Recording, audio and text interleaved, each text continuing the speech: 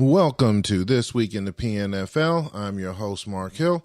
And as you guys know, we have riding along is Mitch Grawl and Dean Chambers. How we doing tonight, fellas? Fantastic. All right. So we have finished up games for week 9. We're going to run through those. We're going to briefly talk about the PCFL with the signings of 5-star recruits. And then we're a little bit behind, but we're going to jump into the mid-season grades and the standings and how everyone's shaking out right now as far as their standings within the league and who's in a good spot for the playoff runs. And I think that's pretty much about it. And then we're going to jump into the Week 10 games. So if you guys are ready, we are going to jump right into it. First off, the player of the week was Kenny Pickett, quarterback for the Indianapolis Colts. We'll talk a little bit more about that when we get to the Indy game. So we're going to go ahead and get started on this. With the first game on our list, we have the Jacksonville Jaguars hosting the New York Jets. And clearly something that we talked about last week might have woke those guys up because they hung a 57 on Jacksonville in taking this game 57-22. We're going to start this week's off with Mitch. Well, like we always say, Jacksonville does what Jacksonville does. And they pulled a Jacksonville versus the Jets. I mean, I think if you go back the last several seasons, the Jets have put 60 on these guys, I think, a few times. So 50-plus is actually a little down for them. But I don't think there's any surprise that the Jets pulled out this victory, though we did think that Jacksonville would keep it a little bit closer than what they did. But what do you think, Dean?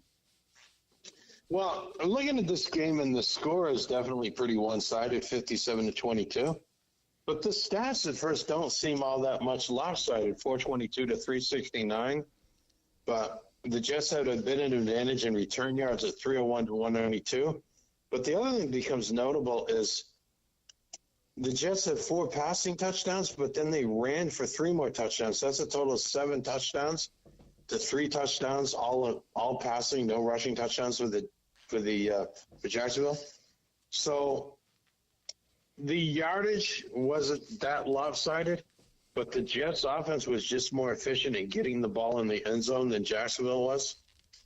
And the Jets only punted once, and if I have that right, yes, and Jacksonville punted 5 times, so that's that and the return yardage and the better efficiency in getting the ball in the end zone. That's what accounted for the score. Okay. Next up, we have the Los Angeles Chargers taking on the New England Patriots. Close game, but in the end, the Chargers took this one 38-27. Dean. Yeah, I think you look at the player of the game here, and I think that Williams is possibly in contention for being the rookie of this year, the way he's could possibly be leading the Chargers to a playoff run. New England was competitive, played pretty tough, but they fell short by 11 points. All right. Mitch. Well, I think what we're seeing here is a little bit what we've been talking about on a few of the other calls. It's that, the notion of you've got to be efficient in your passing game to be successful is baloney. Caleb Williams has horrible actuals when it comes to intelligence and discipline. But you know what? It's still good enough to be very, very good in this league if you're calling plays that are going to net you 17 yards of completion, which is what Los Angeles did. And so 53% completion percentage, who cares when you're popping out 17 yards of completion and 288 yards on those 17 completions to win player of the game. So a nice job by Los Angeles. Okay. Next game up, we have Atlanta hosting Indianapolis. A lot of high points put up in this game from both teams, but in the end, our player of the week and player of the game, Kenny Pickett, took this one as his team won 48-35. Mitch. All right, so I'm going back, and I know last week when we were talking about Indianapolis, we were just,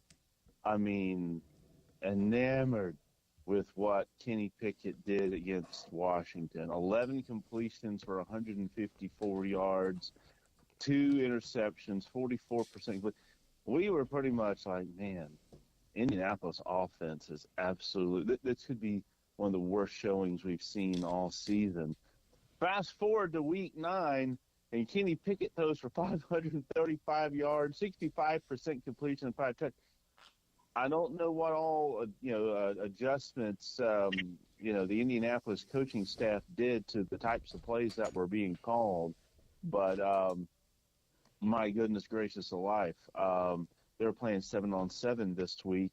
In the previous week, it looked like they couldn't even get out of a phone booth. So nice job to the Indianapolis coaching staff. All right, Coach. Talk to me. What happened this week? Aside from not playing defense? Yeah, besides that. Punting 6 times when they only punted 3 times? Yep. I don't know, 35 points is not bad production on offense, but when you give up 48, what was the stat that Mitch posted? How many games has the team that scored more points won? Yeah. I think it's 1,035-0. From looking at it though, usually if you put up 35 points, you normally will win this game. I mean, if your defense could have just slowed them down a little bit, but Well, here's another interesting thing. How many teams do we see with 3 100-yard receivers? And that's basically what Indianapolis had. They had London with 125, Bowden with 122, Williams at 99. So, not quite 100, but, and they had 120 yards rushing. That might be the most efficient offensive display, Well, you can do that when you play the worst defense in the league. My goodness. If Indianapolis could have played a little bit better defense, they should have scored at least 70 based on the numbers that they were having here. But, amazing game by the Colts. Yep, definitely. Next game up we have on our list, we have Las Vegas hosting Denver. Very little points put up by Vegas. I'm kind of curious what you guys have to say about this, as Denver took this one 24-6. Dean.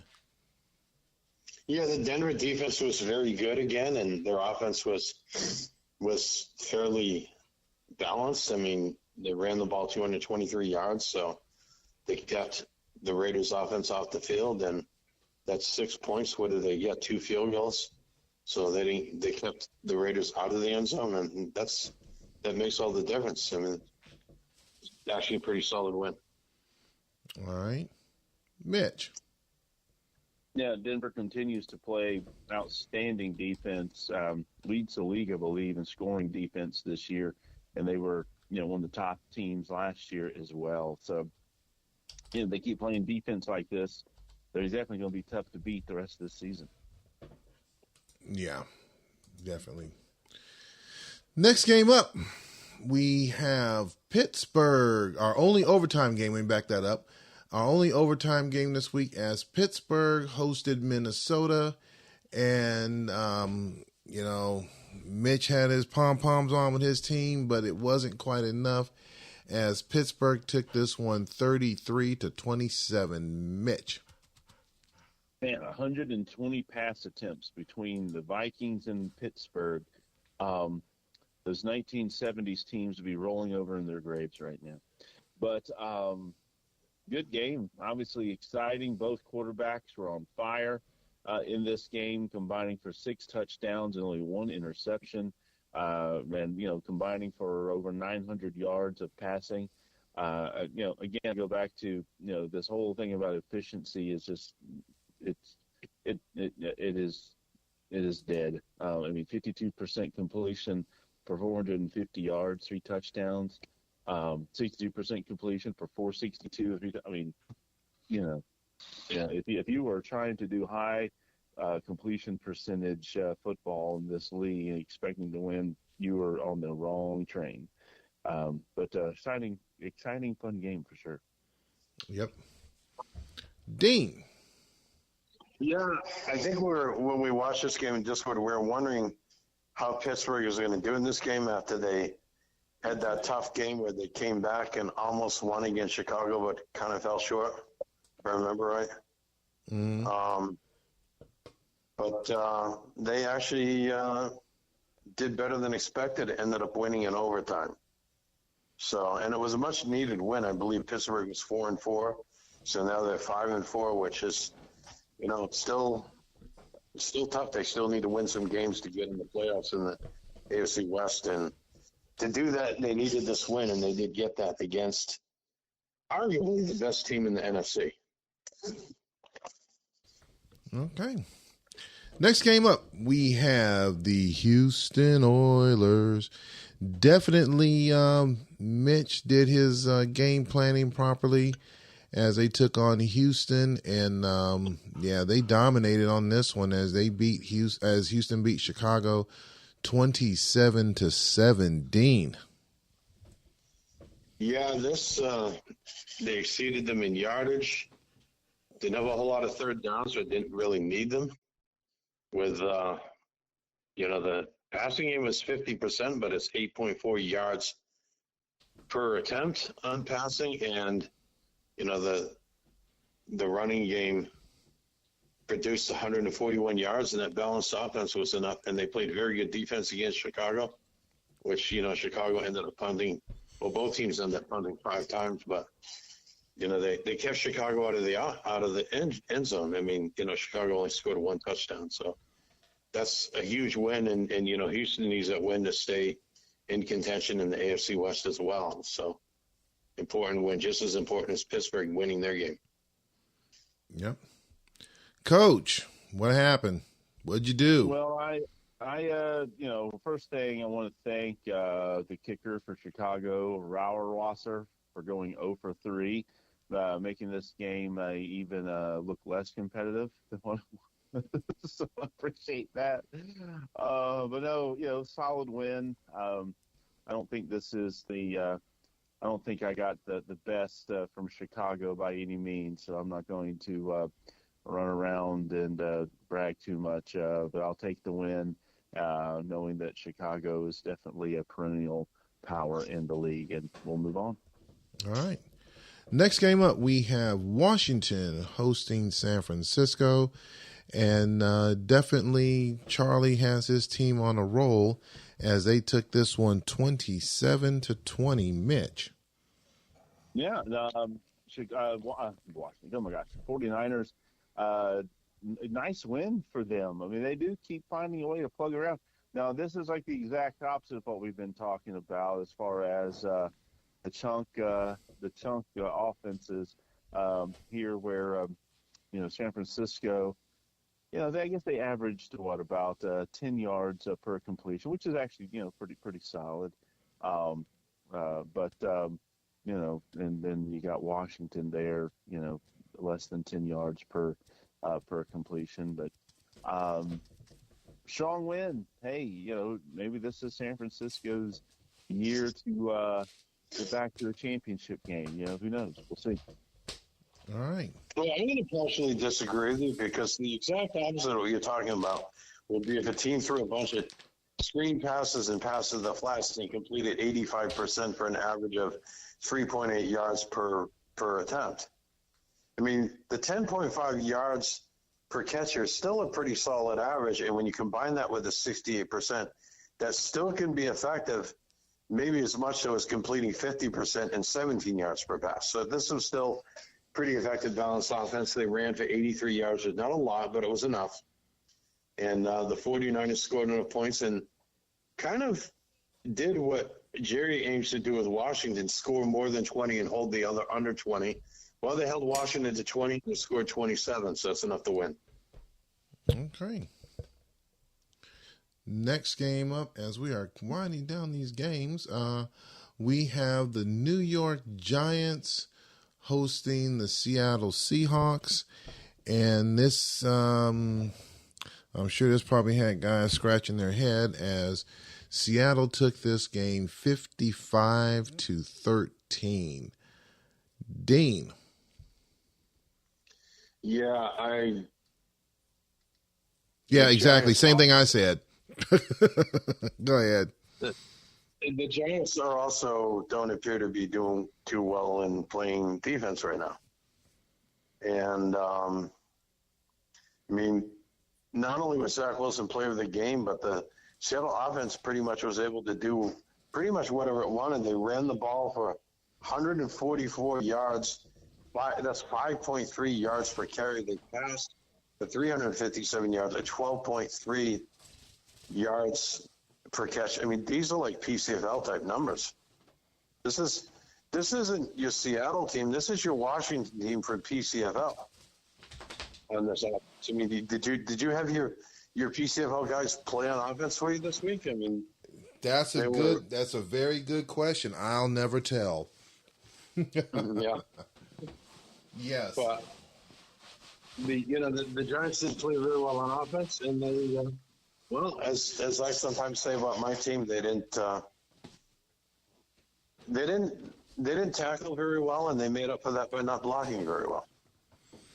Yep. Mitch, what do you got?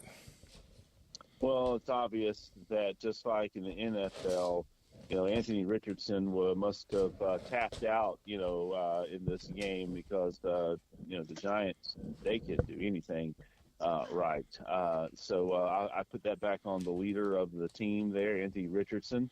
And nice job by Seattle rebounding after a pretty rough game last week, if I remember, on offense. So nice job.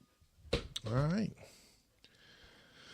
Let's see. Coming down to our final game, we have Philadelphia hosting Green Bay, and it looks like this was pretty much a field goal fest as Philadelphia took this one 15-9. Mitch.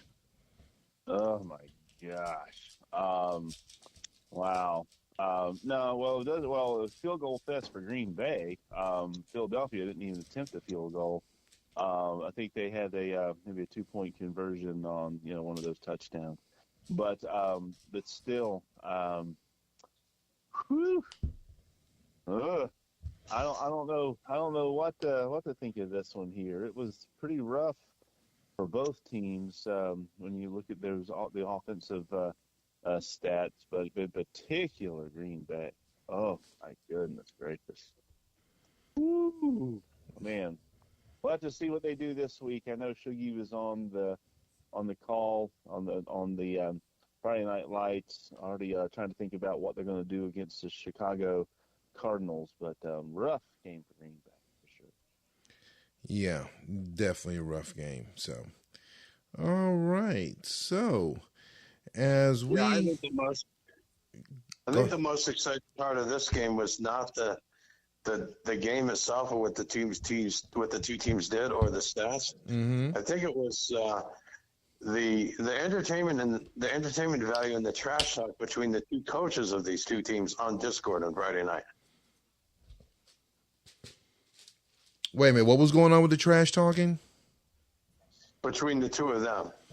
James and Chuck. I think that was more entertaining than what was going on the field. Yeah, I wasn't there on that one. I missed that one. I'm quite sure they had some pretty good banter going during that game. They normally they tend to when they get out there and they're on Discord channel. So, you know that any given week, the Packers may not be winning, but you wouldn't know that from the head coach, who certainly has a lot of fun doing what he does, and certainly is, let's just say, the life of the party when he joins us on Friday nights. Yeah, so he's just out there having fun, doing his thing. Win or lose, he's going to have fun regardless. That's right. And maybe that should be an example for the rest of us. There we go. All right.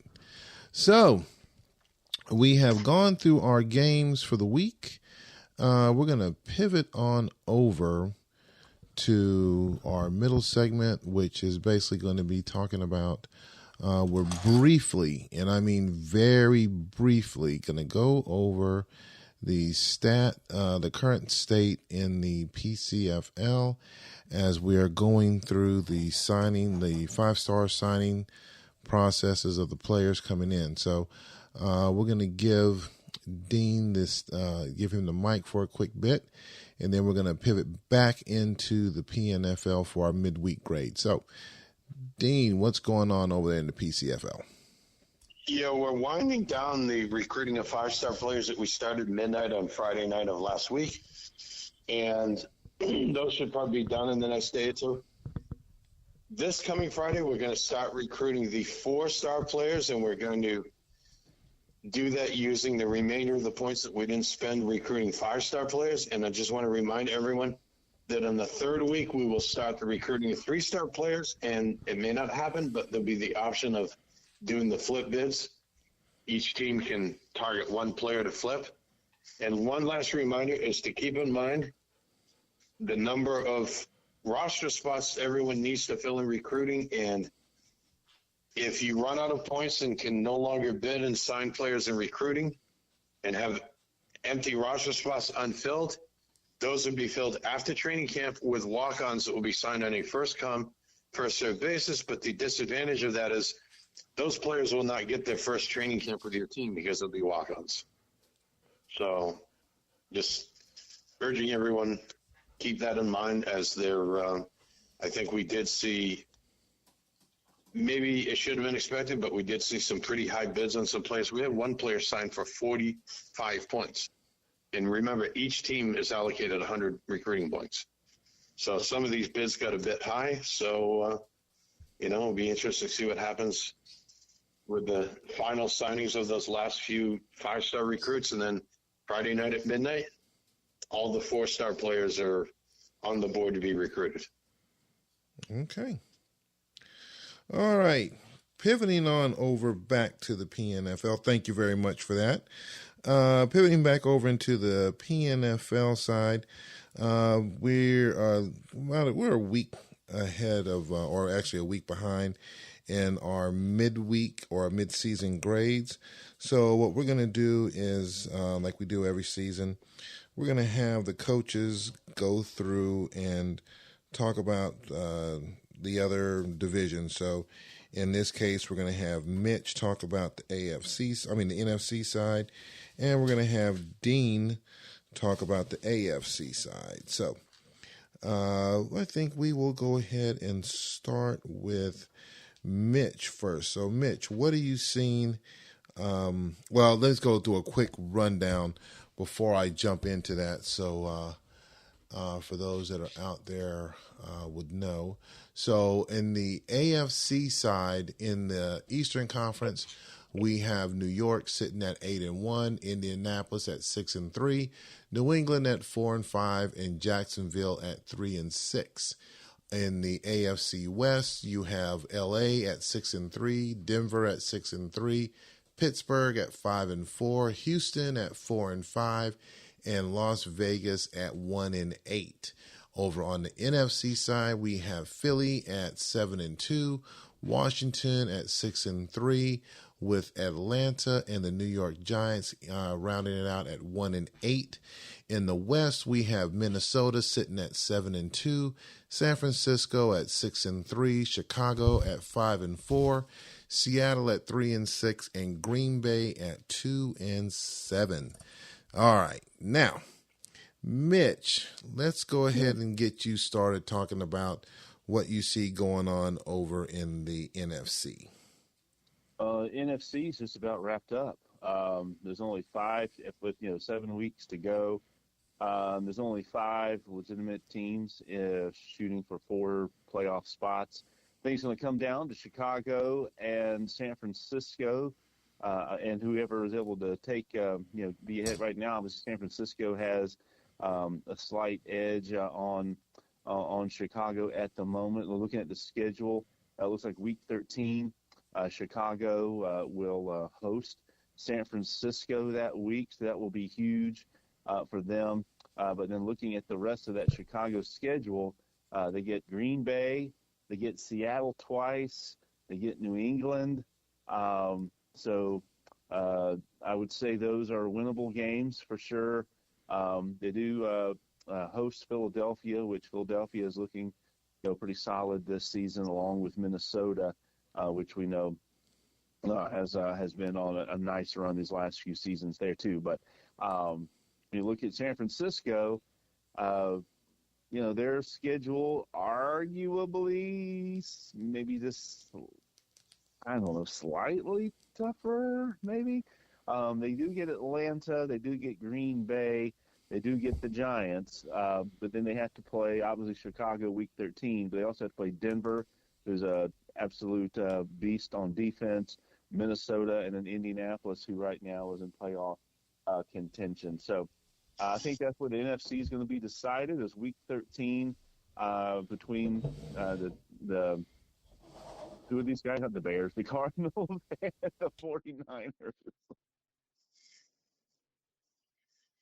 All right.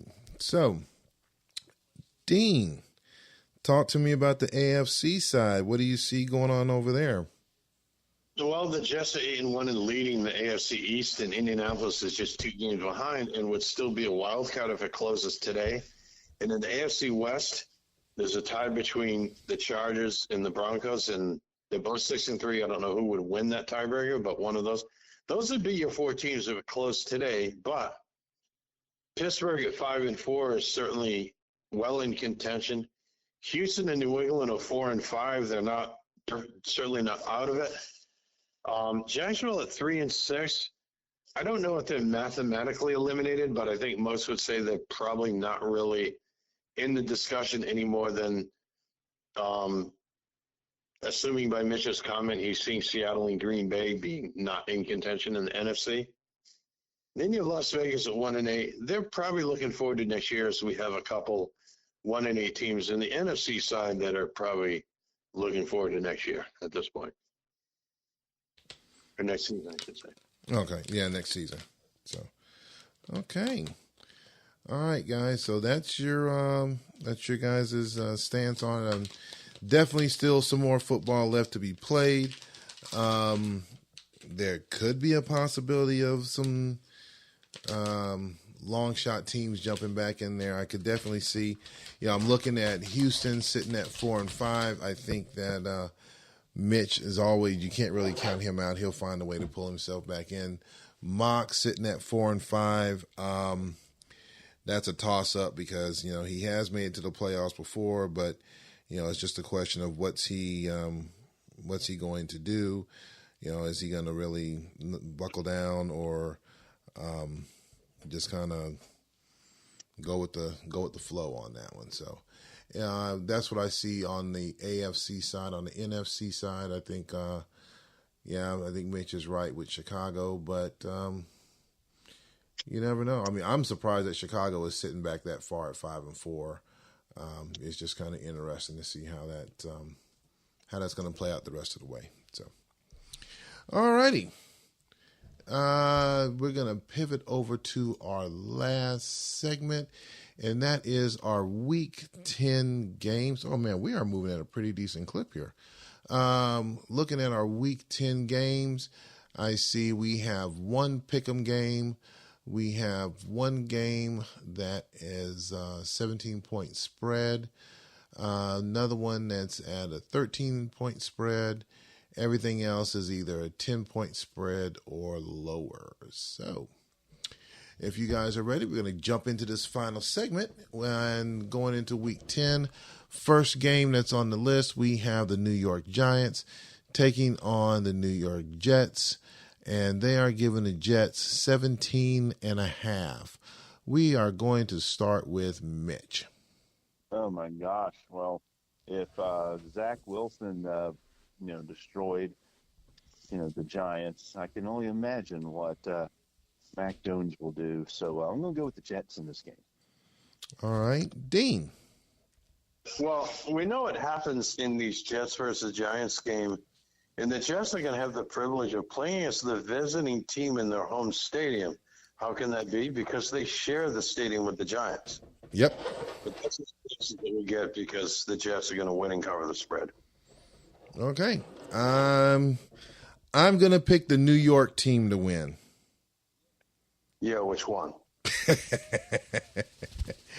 I'm going to take the Jets on this one. What do I say? The Jets are going to do what the Jets are going to do. And more accurately, which one of those New York teams that happens to play in New Jersey? Yeah, I'm going with the Jets. Jets, Jets. Next game up, we have the Washington Red. Huh? A very rational choice. Yes. Next game up, we have the Washington Redskins hosting the New England Patriots. They are giving the Redskins 9.5. Dean. I almost want to pick an upset here. I can't quite do it. But I am going to put a lead pipe lock on this game. And the Redskins are going to win this game at home, but they're not going to cover that spread because the Patriots are going to come into that stadium and play them in a tough game, but they're going to fall just a bit short. I could see like 2 points or a field goal. So Washington wins, but they don't cover the spread, and I'm putting a lead pipe lock on it. Okay. Mitch. I am going to go with Washington. Okay. I will concur, and I will go with Washington as well. Next game up, we have the Las Vegas Raiders hosting the Indianapolis Colts. They are giving the Colts 7.5. Mitch. All right. Here comes the lead pipe lock of the week. Sponsored by DraftKings, presented by FanDuel. And if you were looking for somewhere to put some money and make a ton of it back, maybe pay off some of those debts that you've had in the past, maybe buy that second home, maybe buy your third boat, whatever your fancy might be, this is the game to do it. Because the Las Vegas Raiders are going to pull off the upset and defeat the Indianapolis Colts outright here. Lead pipe lock. All right. Dean. Not so fast. Indianapolis last week played the worst defense in the league, but a team that plays some pretty decent offense. This week, they're going to play perhaps what might be the least effective offense in the league, but nonetheless a team that plays some pretty good defense. That combination means that the Colts are going to win and cover the spread as the visiting team. Okay. I'm going to go with the spread on this one, and I'm going to go with the Colts this week. Next game up, we have the Philadelphia Eagles taking on the Jacksonville Jaguars. They're giving the Eagles 10.5. Dean. Yeah, this I can't see this game being close at all. The home team is going to really make a statement here, and they're going to win and cover that spread. All right. Mitch.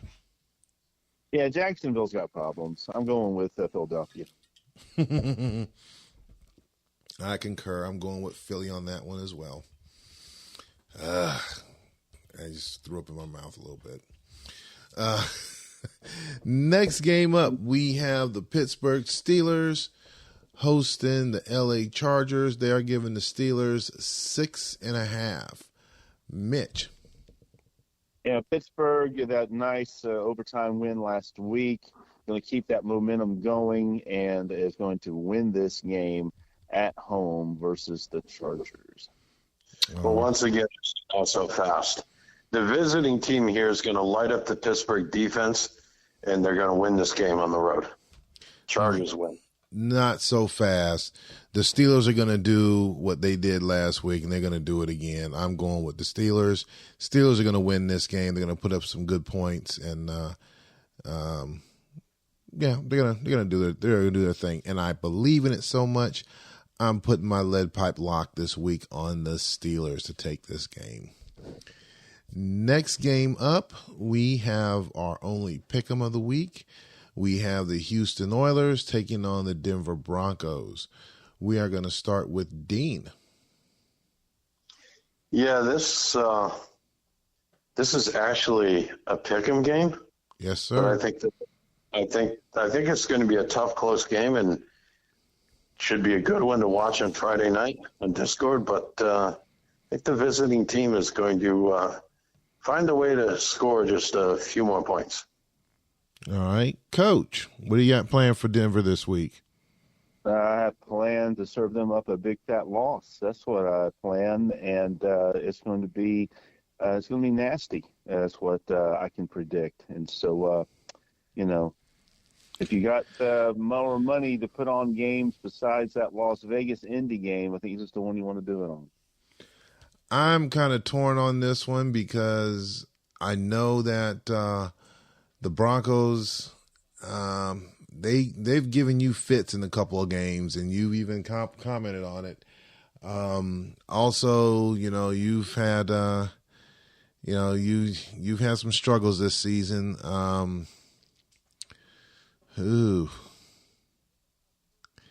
It's definitely a good pick'em game. Let me flip this coin here. And the coin says heads for Houston and tails for Denver. And it came up with heads. Okay. We're going to go with Houston this week. That's how close it is over here. So we're going with the Oilers this week for the win.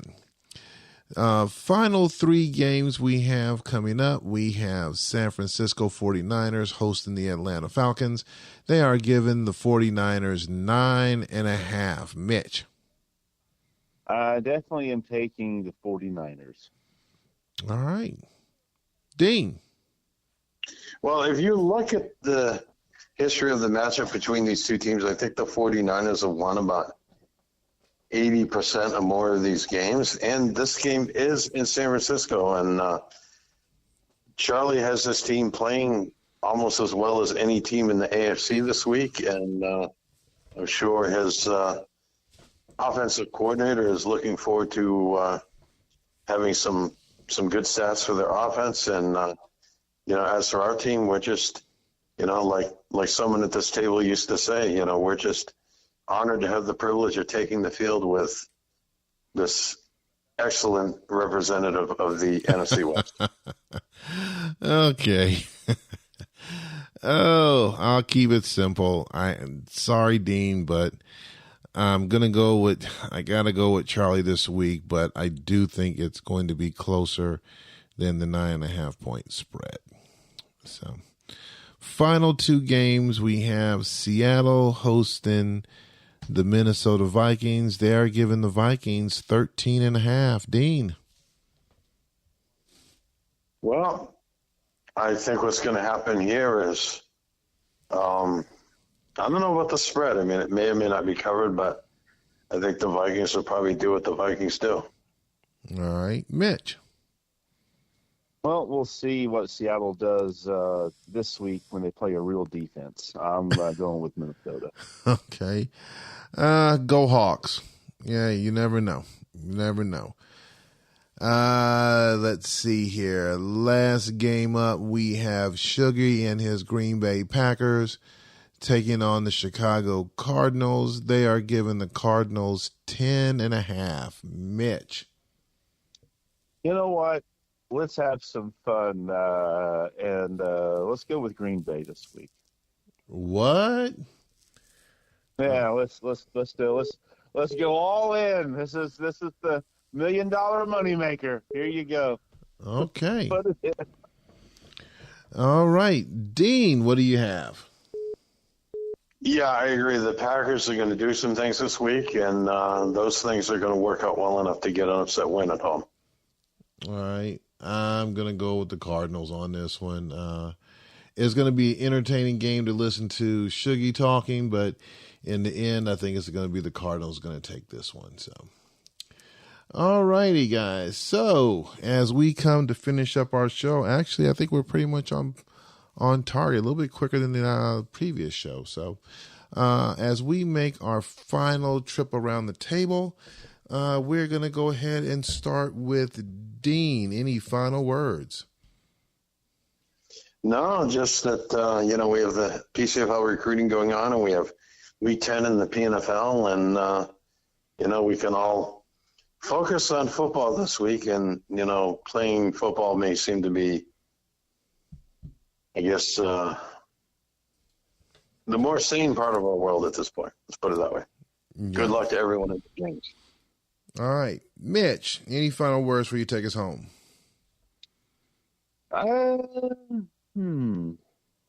Yes, I do. We will have Friday Night Lights this week again, at least by 10 Eastern. Who knows? I tend to call in Dean for relief pitching there at the last minute of the time, so thanks, Dean, for that. But we will have it again this week, so looking forward to it. So other than that, only thing left to do now is let's get it.